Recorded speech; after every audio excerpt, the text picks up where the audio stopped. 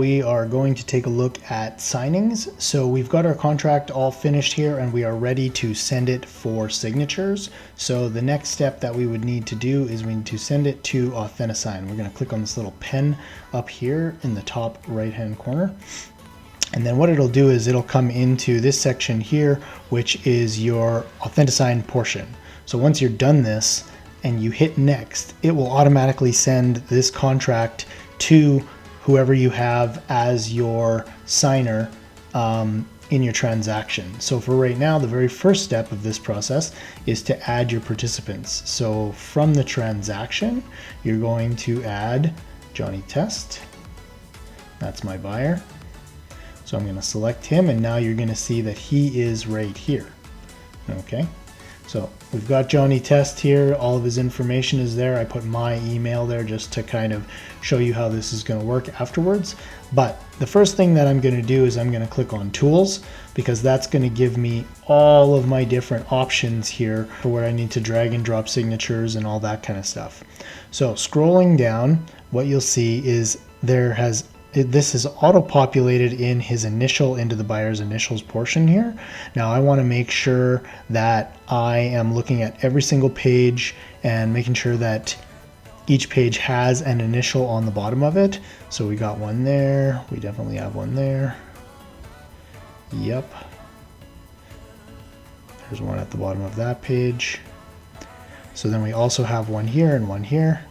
Okay, and we've got our signature right here. Now, I didn't really have to do any dragging and dropping because it auto-populated the signatures into the contract already. So there's not a lot of extra work that I need to do, but there are a couple of things that I do want to show you real fast. So here, if you click on this signature, we do want a date and time for this. So you don't need to fill this out when you're editing the contract because you can do it here in Authentisign. So all you have to do is once you click on that, this little window will pop up and then you'll get a date and a timestamp. So then I usually just drag them over a little bit and they'll just jump right in there. Then you click back on Tools and then now you've got your date and your time there. So when he actually signs it, then the time and date will go right at that time. So that's one thing that you need to know about Authentisign, and that you can do that with the date and times if you need to add those in anywhere. If this contract goes and then comes back and you need to drag and drop a signature or an initial, or if you don't have these auto-populated in, it's super simple to do that. You just go to initials, you drag it over, and you can do whatever you want. You can move it around, you can click on it, add a date and time if you want, you can make it bigger, smaller. You can also delete it just by doing that. Also, if you need to add a printed name, but if you needed to add a printed full name here, that's this section right there. You can actually just drag and drop that over. And then you've got a printed name right there as well. Don't need that for this portion of the contract, but just so you know that it's there, there are some forms that do require a printed and a signature. That's where you would do that.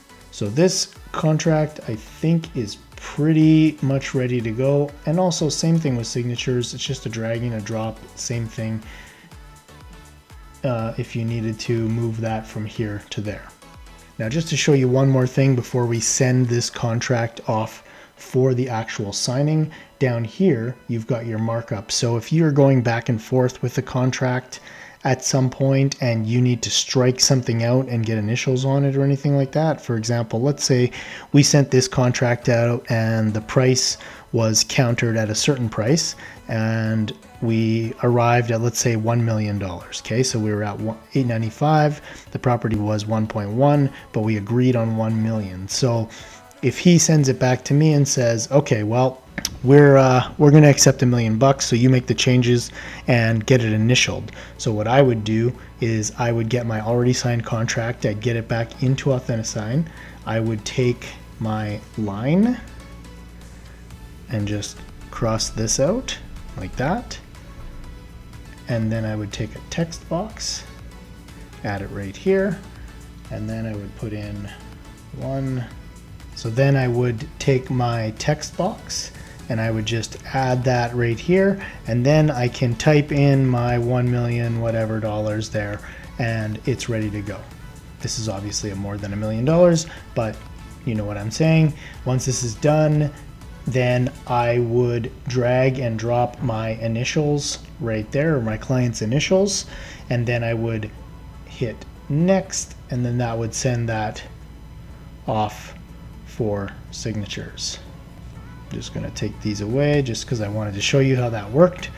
But so now the contract is ready to go for the signatures. The next step here is just hit next, finalize setup, send, and now it's away. Okay, so just to add one more element of the visual to this, I'm going to show you what it looks like when the signatures come in and how it looks for your seller when they're signing it. So they're going to get this from their email to start the signing, and then you hit accept, and this is how simple it is right now. They just go along, they click, they can pick what they want their signature to look like. I'm just going to keep it as the default. They click each button like this, and then the signature, and then they are done. Once they do that, once they hit complete signing, it will send it back to you automatically, and you will get a copy of the signed contract.